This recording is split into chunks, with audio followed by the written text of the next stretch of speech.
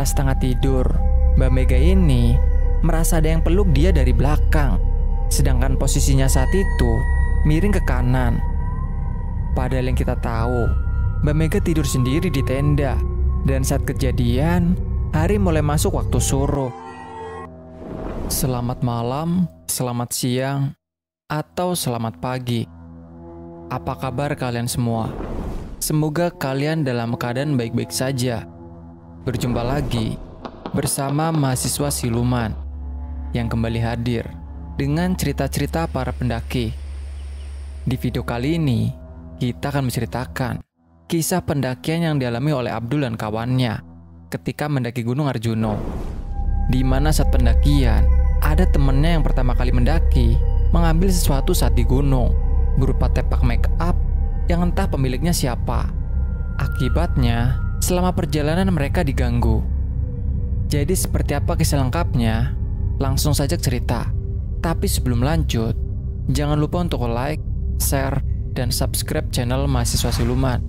Aktifkan juga notifikasinya untuk tetap update video-video terbaru dari kami.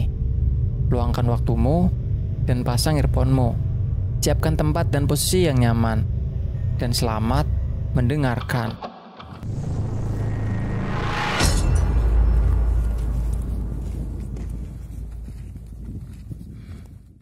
Kisah kali ini adalah pengalaman pribadi dari tim rombongan pendakian Mas Abdul dan kawan-kawan. Sekitar pertengahan bulan November tahun 2019, mereka ada jadwal pendakian di Gunung Arjuna via Tretes. Mas Abdul berangkat dari Surabaya dengan ketiga temannya, yaitu Mas Rio, Mas Munif, dan Mbak Mega, yang kebetulan satu-satunya perempuan di rombongan tersebut. Mereka berempat berangkat sekitar pukul 7:30 malam, diantar oleh salah satu saudara Mas Abdul dengan menggunakan mobil pribadi. Sekitar pukul 9 malam, mereka akhirnya tiba pas di depan basecamp pendakian tersebut. Pada saat itu, kebetulan sudah dibuka sistem booking online. Jadi mereka sebelumnya sudah mendaftar terlebih dahulu via online. Di sana mereka diberi panduan dan doa bersama. Ternyata mereka tidak hanya berempat, karena ada pendaki laki-laki semua yang kebetulan ketemu di basecamp dan bareng. Nama dua pendaki ini sebut saja Mas Rusli atau panggilannya Uli dan Mas Wewen. Berangkatlah itu mereka naik ke atas. Untuk perjalanan dari basecamp ke pos 1, pet bocor. Mereka tempuh kurang lebih 30 menit lamanya. Di sana mereka sempat berhenti sejenak untuk sebatas ngeteh dan ngopi. Mereka juga bertemu dengan beberapa pendaki yang kebetulan baru turun dan beberapa pendaki yang sebatas stay manja-manja di situ. Setelah dirasa cukup untuk menghangatkan badan, mereka pun melanjutkan kembali. Suasana malam mulai menyapa mereka. Gelap langit mulai terlihat dan samar-samar cahaya bulan yang masuk mulai menemani langkah mereka. Mereka bersyukur malam itu cuacanya baik, sehingga pendakian mereka tidak begitu susah. Tak terasa, mereka sudah sampai di pos 2, Kop-Kopan, dengan jarak tempuh sekitar kurang lebih 3,5 jam perjalanan. Mas Abdul melihat sudah pukul 1:30 pagi di jam tangannya. Saat di pos 2, Mas Abdul yang notabene sebagai leader sempat menyarankan ke teman-temannya untuk menggelar tenda dan bermalam di sana agar mereka memiliki tenaga yang maksimal untuk sampai di puncak. Tapi semua orang di rombongan Mas Abdul ini justru minta untuk melanjutkan perjalanan saja. Mas Abdul yang kalah suara, jadi mau tidak mau ikut serta dengan yang lain.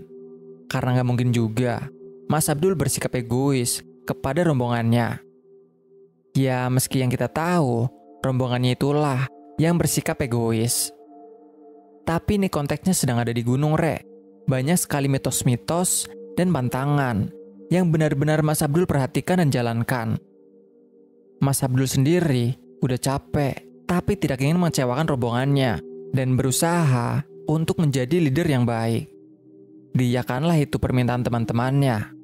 Tentunya, dia sangat menghindari yang namanya perdebatan di gunung, karena ditakutkan bisa menghambat perjalanan mereka. Makanya Mas Abdul memilih mengalah. Suara-suara burung hantu mulai sayup-sayup terdengar di telinga mereka. Bersama dengan itu, Hawa dingin mulai menusuk tulang-tulang mereka. Tapi mereka masih terus saja melanjutkan perjalanan. Sedangkan Mas Abdul sendiri tergolong orang yang peka, di mana saat di sela-sela perjalanan, sering sekali dia dilihatkan oleh sesuatu yang tidak mengenakan pandangannya. Dia hanya bisa menunduk sambil melafalkan doa-doa yang dia hafal, sambil tetap berjalan, berusaha untuk tetap fokus dan terjaga. Meski matanya mulai berat karena sudah ngantuk juga. Mau gimana lagi, pos 3 masih belum terlihat oleh matanya. Mereka pun mulai melewati rute pendakian yang mulai ekstrim. Apalagi ketika melewati beberapa tanjakan. Mulai dari tanjakan aras-arasan, tanjakan asuh, dan tanjakan naga yang cukup menguras tenaga. Di sana mereka saling bahu-membahu untuk selalu menguatkan. Di situ, Mas Abdul masih bisa bersyukur. Meski orang-orang yang sempat bersikap egois, setidaknya mereka adalah teman yang kompak. Dan kurang lebih 4 jam lamanya, mereka akhirnya tiba di pos 3, yaitu pondokan. Dan hari pun sudah mulai pagi. Terlihat matahari mulai menampakkan sinarnya. Lalu Mas Abdul bilang ke teman-temannya saat itu, "Maju dikit lagi, kita udah sampai Lembah Kidang. Kita ngecamp di sana aja ya." Dan mendapat jawaban, "Iya," dari kelima orang lainnya. Mereka masih terus melanjutkan perjalanan. Dan sekitar 20 menit kemudian, mereka sudah tiba di Lembah Kidang. Dulu, di lembah ini, banyak sekali dijumpai kidang atau kijang. Berhubung karena adanya perburuan liar, jadi populasi kijang di sana perlahan-lahan mulai hilang dan hanya menyisakan hamparan lembah yang indah. Buat kalian yang tahu mengenai cerita tersebut, bisa tambahin di kolom komentar ya. Saat di Lembah Kidang, tim pun dibagi menjadi 2 kelompok.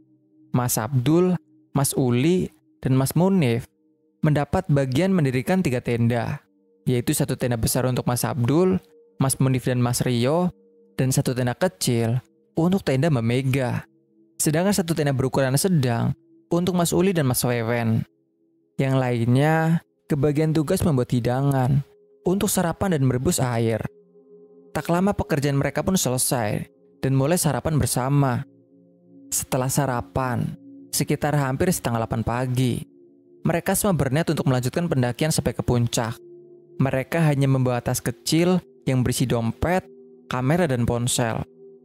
Untuk tas-tas besarnya, mereka tinggalkan di dalam tenda. Atau di sana juga ada beberapa pendaki lain yang ngecamp. Jadi ramai, dan siapa juga yang mau maling di gunung. Berasa kayak nyawanya ada banyak aja. Meski Mas Abdul tahu, sebenarnya tubuh teman-temannya capek banget. Tapi entah kenapa mereka semua terlihat happy banget. Seakan tekadnya untuk sampai ke puncak itu mengalahkan rasa capeknya. Padahal perjalanan untuk di puncak itu juga gak gampang. Medannya cukup terjal. Melihat kawan-kawannya, perasaan Mas Abdul pun juga larut dalam canda tawa bareng teman-temannya yang lain. Mereka terus berjalan melipir ke arah kanan dan melewati 2 puncak kembar. Barulah sampai akhirnya mereka tiba di alas Lali Jiwo. Di tempat itu, pikiran mereka tidak boleh kosong dan selalu mengingat Allah. Mas Abdul sendiri tidak henti-hentinya bersikir, meski hari itu sudah keempat kalinya perjalanannya ke sana. Karena konon katanya, di alas itu bisa membuat seorang lupa diri, berhalusinasi, dan hilang kendali.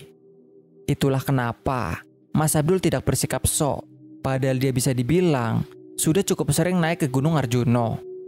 Karena memang sepantasnya, dimanapun kita berada, hendaklah selalu menjaga sikap dan tutur kata. Karena di setiap tempat, ada penunggunya masing-masing yang belum tentu suka dengan kehadiran kita. Istilahnya, kita harus menghormati keberadaan mereka.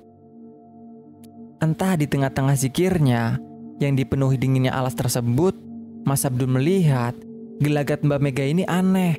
Dia seperti memasukkan sesuatu ke dalam tasnya dengan terburu-buru. Mas Abdul tidak tahu awalnya seperti apa. Dia tahu-tahu hanya melihat gelagat aneh dari Mbak Mega. Sempat Mas Abdul bertanya, tapi Mbak Mega hanya menjawab seperti ini. "Nggak ada apa-apa. Aku hanya melipir sebentar ke sana untuk lihat-lihat, sekalian ngambil foto buat kenang-kenangan." Mendengar itu, Mas Abdul berpikir, mungkin hanya pikirannya aja yang berlebihan. karena dia juga sedang lelah dalam perjalanan. Setiap trek luas pendakian mereka tempuh, dan kini saatnya mereka tiba di sebuah hamparan lahan gersang yang penuh dengan bebatuan, dan terlihat ada sebuah papan kecil yang bertuliskan Pasar Dieng. Pasti kalian gak asing mendengar kata Pasar Dieng, atau lebih tepatnya dikenal dengan nama Pasar Setan. Konon, menurut cerita yang berkembang dari mulut ke mulut, pasar tersebut adalah pasarnya para lelebut penunggu di sana. Di hari-hari tertentu, akan nampak di pandangan para pendaki tertentu yang dirasa memiliki kemampuan melihat wujud mereka. Walau alam, mungkin di sini ada yang pernah kesana atau sekedar dengar cerita lengkapnya. Bisa banget tambahin di kolom komentar ya. Lalu nampak beberapa temannya mengeluarkan beberapa koin untuk dijatuhkan di tempat tersebut. Tak terkecuali Mas Abdul. Perjalanan mereka masih berlanjut dan nampak normal-normal saja, seperti biasa. Dan tak lama, mereka pun tiba di puncak Arjuno yang terkenal dengan nama Puncak Kogalagil. Mereka sempatkan untuk berselfie ria dan sempat juga mengabadikan beberapa video. Setelah puas, mereka semua kembali turun untuk kembali ke tenda. Dan tak terasa, hari sudah siang. Mereka mulai memasak makan siang. Hari itu mereka putuskan untuk bermalam. Baru besok paginya, mereka akan turun. Mereka pun makan siang dan sempat bercanda sebentar. Tak lama, barulah mereka tidur siang di tenda masing-masing. Di sini masih berjalan normal. Sampai pada akhirnya, semua rombongan ini terbangun karena mereka mendengar suara teriakan dari arah tenda Mbak Mega.